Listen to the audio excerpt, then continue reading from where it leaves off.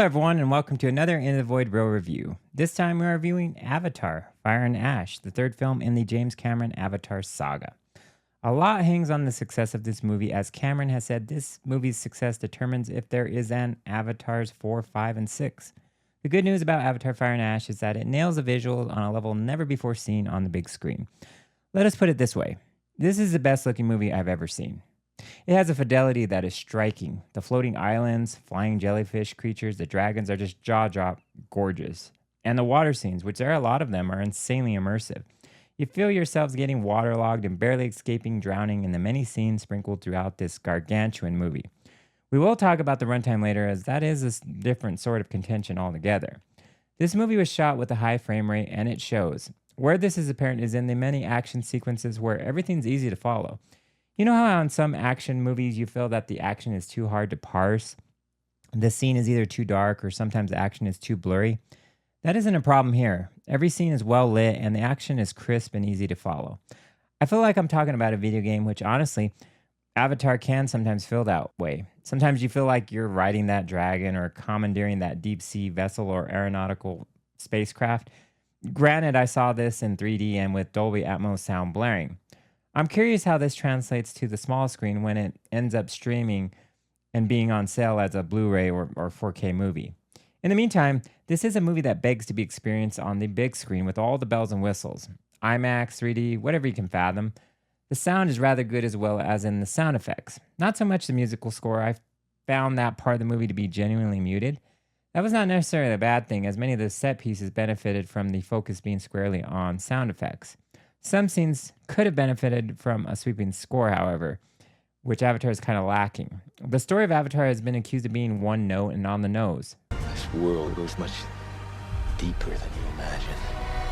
Protect the planet propaganda wrapped in the drama of a family trying to navigate personal conflicts within their circle while trying to save Pandora from the Sky People who threaten the existence of the natives and their devotion to Aiwa, the mother nature deity of the alien planet.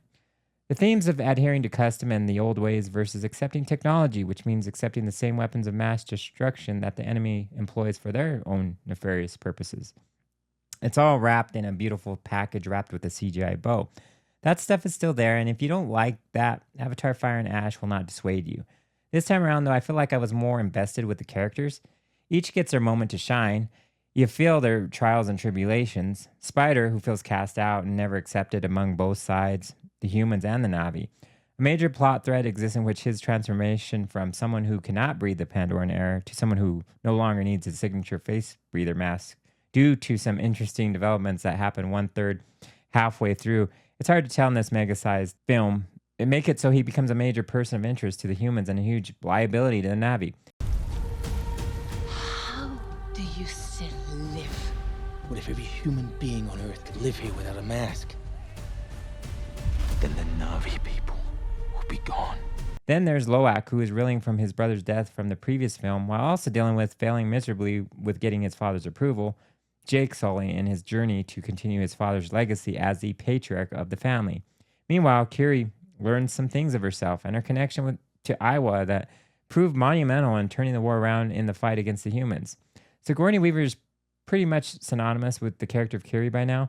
She makes that character her own, even if sometimes it's a little jarring hearing her voice attached to a younger character. I call upon the warrior mother. No shade thrown her way because she is one of the standouts of the Na'vi Sully family. It is good to see Sigourney Weaver prevalent and successful in another great sci-fi universe, especially after all these years. I felt overall that I got more invested in the Kid Na'vi this time around, and maybe because a lot of their character arcs have some resolution here, which wasn't the case with The Way of Water.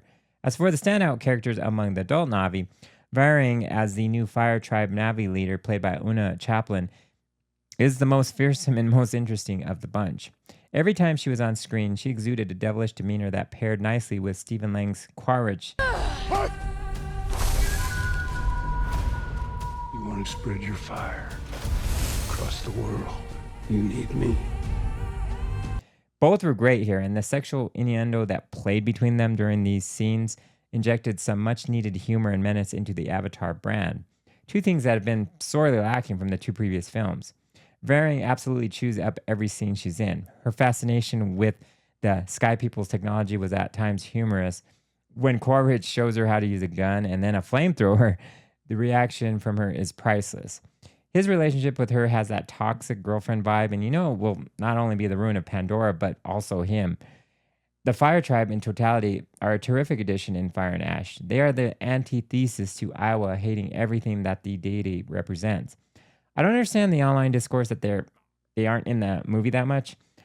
I must have watched a different movie because they were in there quite a bit, but maybe my definition of a lot or sufficiently enough is different from theirs. Zoe Saldana as Neytiri is, pardon my pun, top tier here, and honestly, she's been that for the whole series. She's probably the best character in this whole franchise, and she might just have her best performance here in Fire and Ash. She's so filled with hate and mistrust for the humans and her own adopted son Spider to the point of wanting to off him. What I like about Neytiri is that she is a strong character, but she does have serious issues that make her complex and interesting. She isn't always the most honorable mother, and that can be a slippery slope to traverse in today's girl power world we live in. But that's why I like her and respect her. She's this archetypal flawed character. In fact, what I do like about the sometimes outward Disney-esque appearance of the Sully family's dynamic is that a lot of these kids and adults are really screwed up emotionally. The themes of suicide, sacrifice of one for the survival of the many, and even the importance of acceptance of biological siblings versus adopted siblings are all here. Yes, there is the overarching simplicity of the man versus nature theme present throughout, but there are these underlying complex themes that are here as well, if people are willing to look for it. I don't buy that Avatar Fire and Ash is all flash and no substance. I do think the dialogue can get a little uneven with all the bro speak between the characters sometimes. Spider can be, shall we say, juvenile at times to the point of being overly squeamish and awkward. The Avatar kids can come off as a little annoying with every other word ending with bro this and bro that. You know what, though? Teens can be annoying, though, in real life. So can we really be too precious about the whole issue of some of the cringy dialogue between the teenagers? There are heartfelt moments that do outnumber the cringy dialogue. I did feel some emotion this time around, so that was good. Admittedly, the characters in the past Avatars haven't been memorable with the exception of Neytiri. I think they do become more memorable in Fire and Ash. I approached this third installment with trepidation because of all the talk of how long it is and that the main baddie this time around and the Fire Tribe were not even present for that much of the movie. I heard that was more of the same and that it would be boring. Well, color me blue. I actually really enjoyed Avatar Fire and Ash. It was spectacle intermixed with heightened stakes mixed with a brand new and interesting villain. The enhanced frame rate and the fidelity engaged my senses and made me come away with a renewed interest in what will happen in the future for the franchise, if there is a future. And the length really flew by for me, at least for me, Iowa beckons and wants you to see this movie, and it gets my full endorsement. I'm giving Avatar Fire and Ash a 9 out of 10. What did you think about Avatar Fire and Ash? Where does it rank among the 3 movies for you? Let me know in the comments below. Like and subscribe, and I will see you the next time when we venture into the void.